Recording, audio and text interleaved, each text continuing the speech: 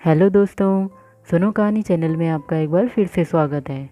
दोस्तों, अभी तक अगर आपने मेरे चैनल को सब्सक्राइब नहीं किया है तो इसे सब्सक्राइब कर लें और जितना हो सके अपने फ्रेंड्स और फैमिली में ज़रूर शेयर करें। दोस्तों, जैसा कि आपने मेरी पिछली वीडियो में सुना होगा कि हम मालती जोशी जी द्वारा लिखित उपन्यास गोपनीय सुन रहे हैं। उसमें हमने अब तक यह सुना कि नीता की शादी के लिए अनुपमा अपने मायके जा रही है। उसकी शादी को लगभग 10 साल हो चुके हैं। वह पूरे रास्ते 10 साल पहले उसके जीवन में घटित घटनाओं को सोचती हुई अपना सफ़र तय करती है। तो आइए आगे सुनते हैं कि 10 साल पहले उसके जीवन में क्या घटित हुआ था। सामने वाले बर्थ की सवारियां जब ग्वालियर में उतर गई तब मुझे उस भरे हुए कंपार्टमेंट में बेहद अकेलापन महसूस होने लगा। हम लोगों की बहुत ही अच्छी मित्रता हो गई थी, खासकर भावी दुल्हन से। माँ भी बहुत हंसमुख थी और बहुत ही मधुरभाषी भी। कहीं हायर सेकेंडरी स्कूल में लेक्चरर थी।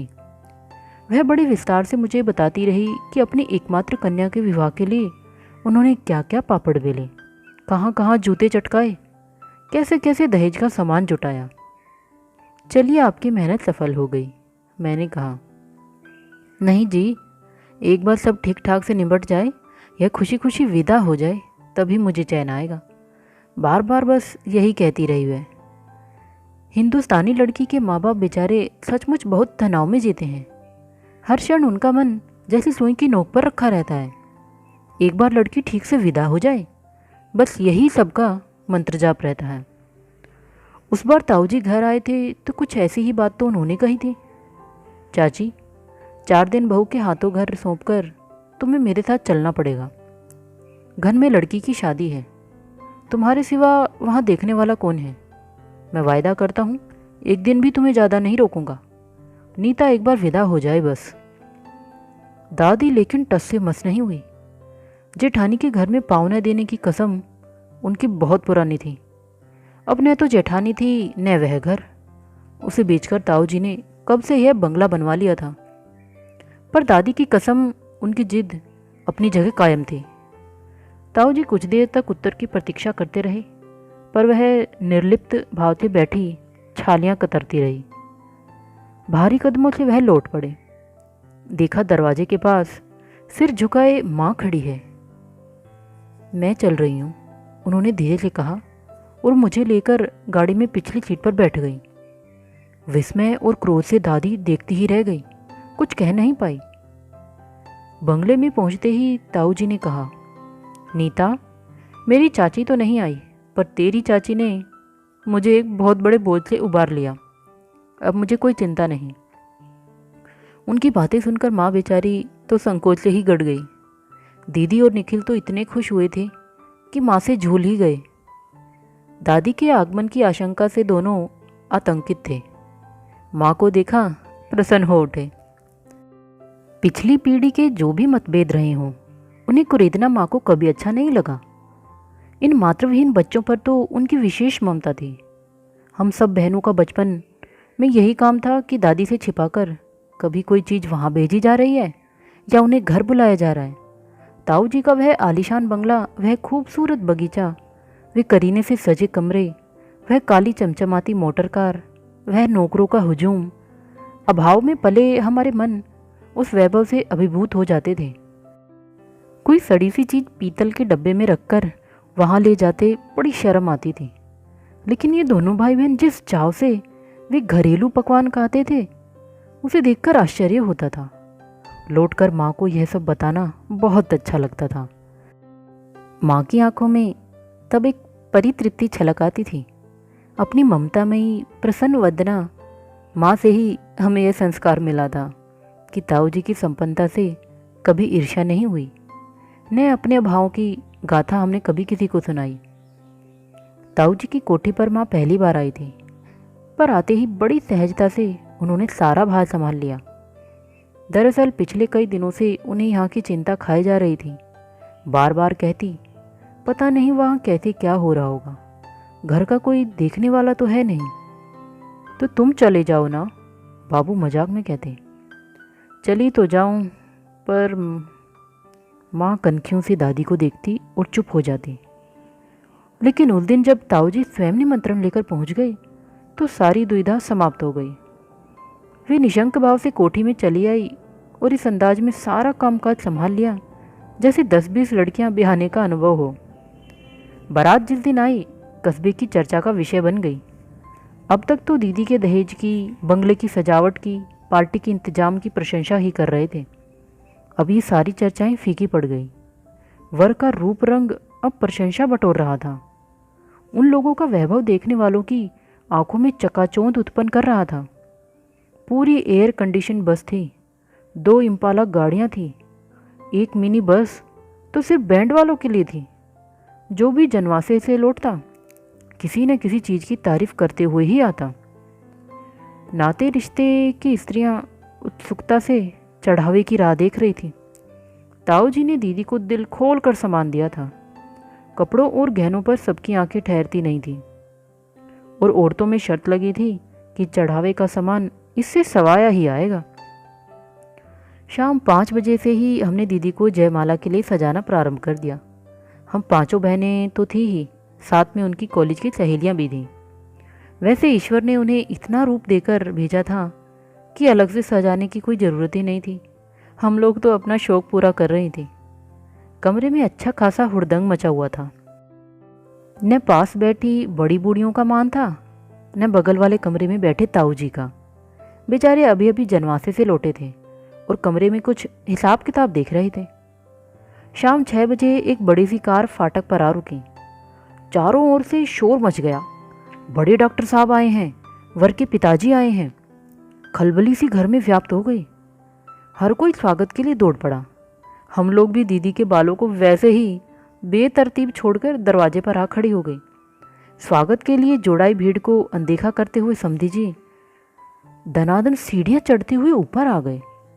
उनका मूड उखड़ा हुआ था और वे बराबर एक ही प्रश्न पूछे जा रहे थे, मेजर साहब कहाँ हैं? सबको जैसे सांप सूंघ गया। क्या हो गया? क्या किसी ने कुछ कह दिया? क्या प्रबंध में कुछ कमी रह गई? खबर पाकर ताऊ जी भी बदहवास से कमरे से निकले। चढ़ाव के सिरे पर ही दोनों की मुठभेड़ हो गई। आपने नाहक ही कष्ट किया डॉक्टर साहब। खबर भेज दी होती तो मैं स्वयं हाजिर हो जाता। ताऊ जी ने विनम्रता से हाथ जोड़कर कहा, मेजर साहब, मैं निवेदिता के मामा से मिलना चाहता हूँ। मामा? उसके तो कोई मामा नहीं है। तो मौसी से मिलवा दीजिए।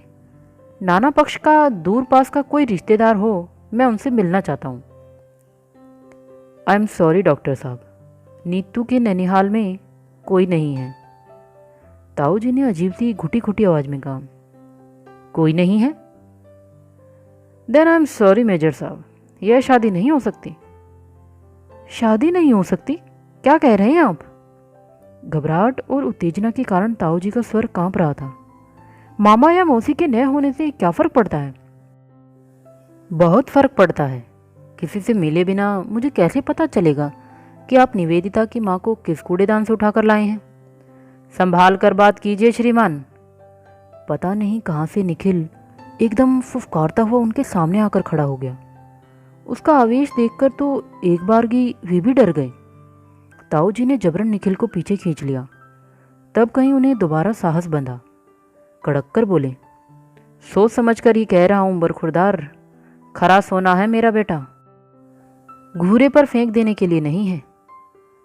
ठीक है, अब आप जा सकते हैं। आस्तीन चढ़ाते हुए निखिल को मजबूती से पकड़ते हुए ताऊ जी ने कहा और उसे साथ में खींचते हुए कमरे में ले गए।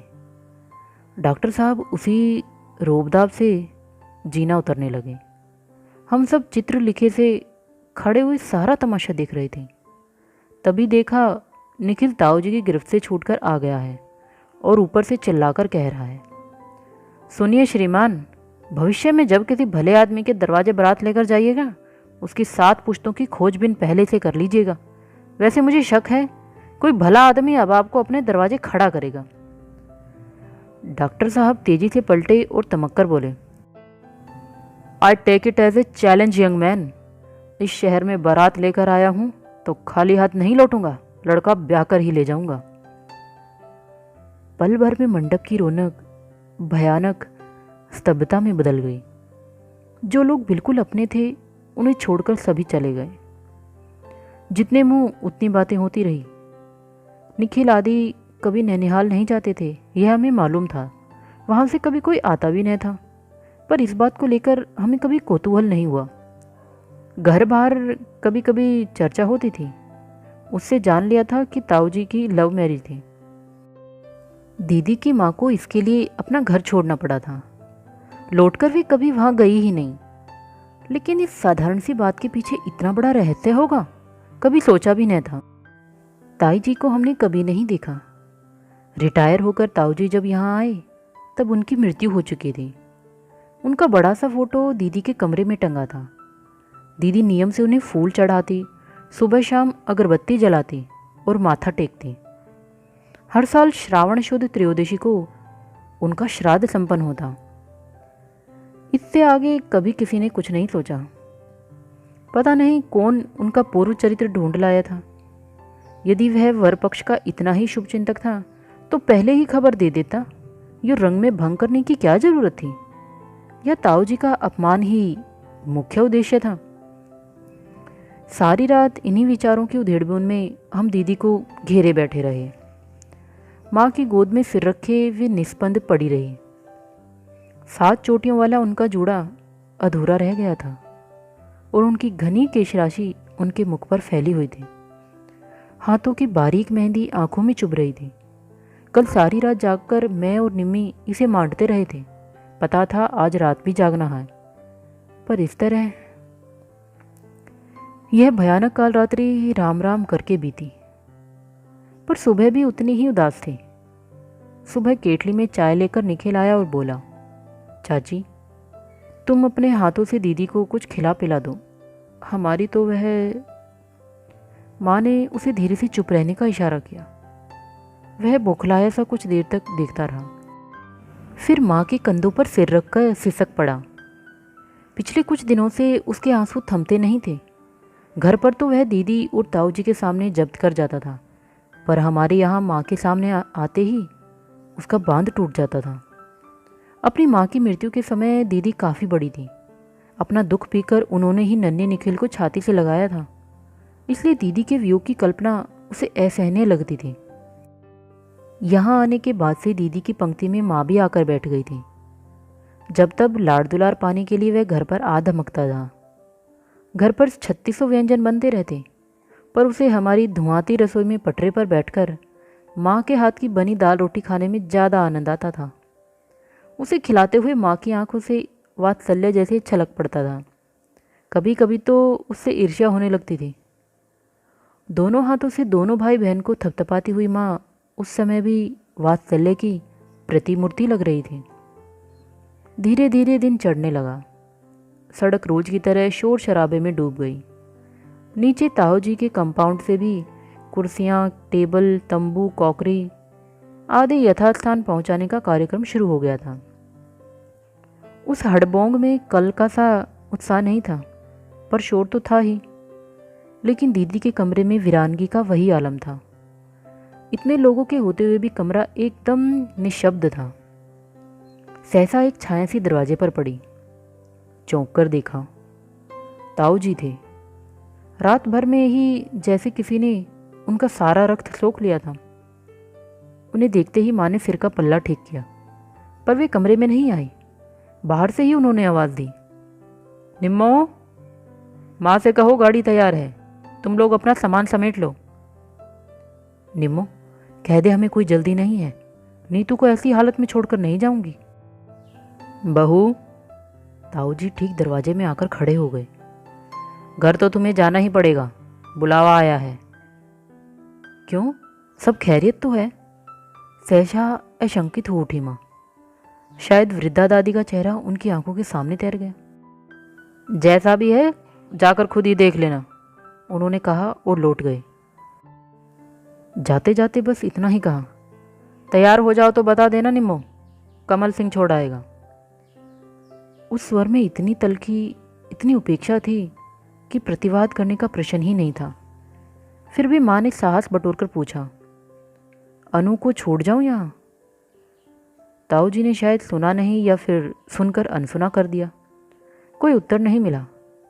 अपमान से तिलमिला उठी मैं। असमंजस में पड़ी माँ को वहीं छोड़कर गाड़ी में आकर बैठ गई। ड्राइवर की सीट पर निखिल बैठा था, गुमसुम सा। बात करने के मूड में मैं भी नहीं थी। चुपचाप बाहर का नज़ारा देखती रही।